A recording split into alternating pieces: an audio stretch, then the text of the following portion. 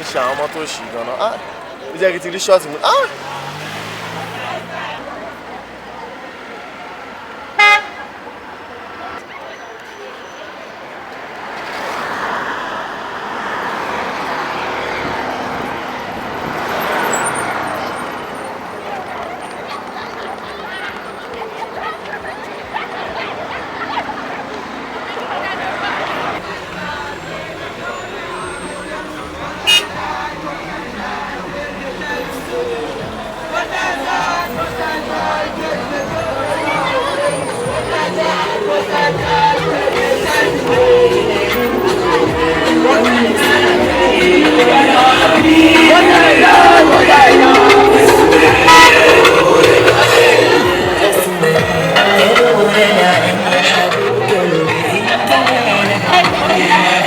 So yeah, we're going.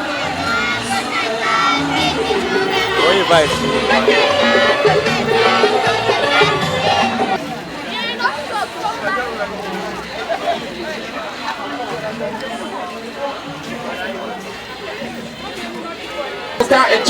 Foster a child and take the children off the street. Foster a child and take the children off the street.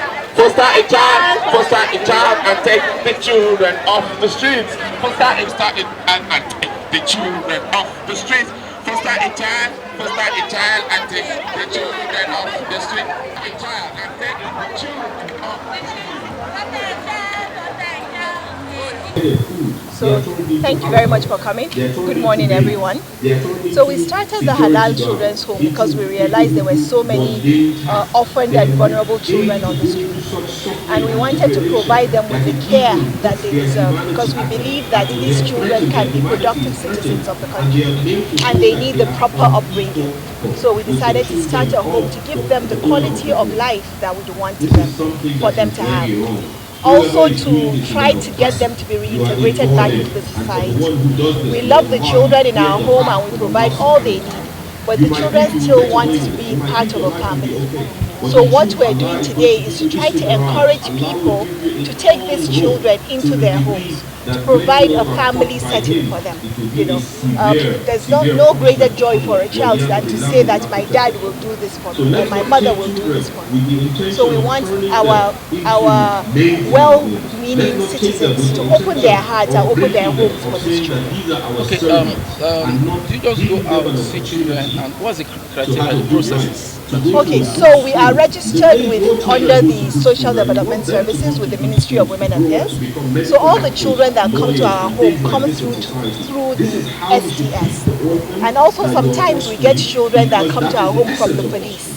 But we register with any child that comes through the police has to be registered with the SDS and vice versa. We've been doing this for about 3 years, creating awareness. Any results?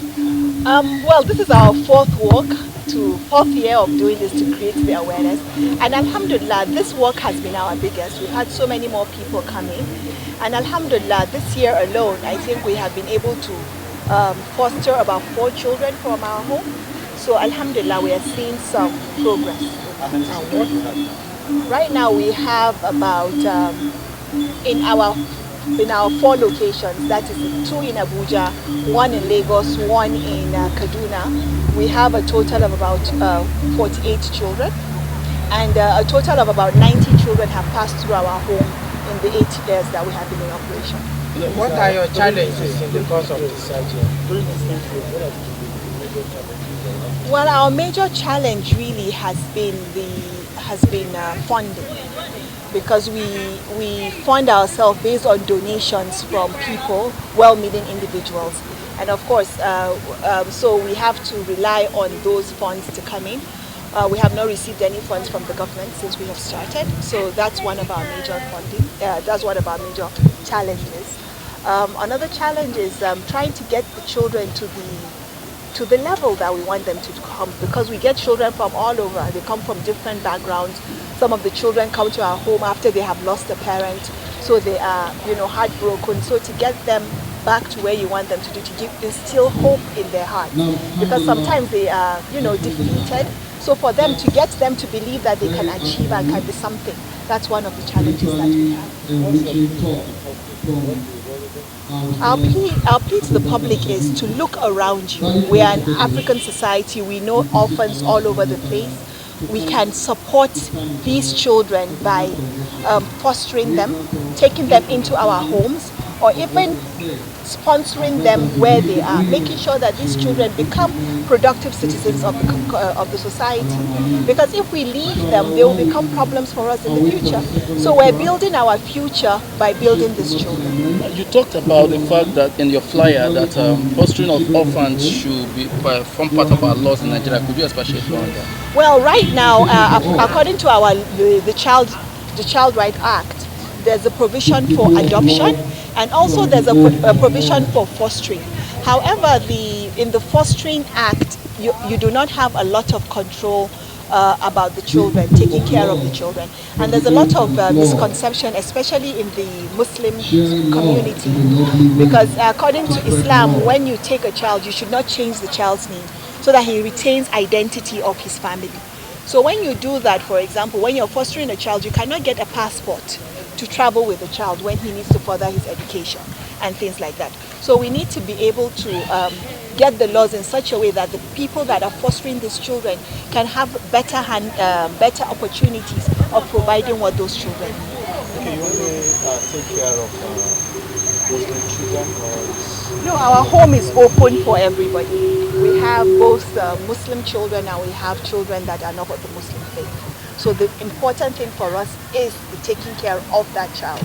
That is the primary responsibility, and then issues of faith coming after. and each of these children get different sets of instruction in terms of training that accommodates their. Well, each child that comes to our home, we have a plan for the child in terms of their education, in terms of their upbringing. One of the things that we actually put a lot of emphasis on is the issue of skill development, because we understand that apart from education, their skills is also very, very important. So each child, we do a plan based on the skill of that child, based on the talent of that child, and we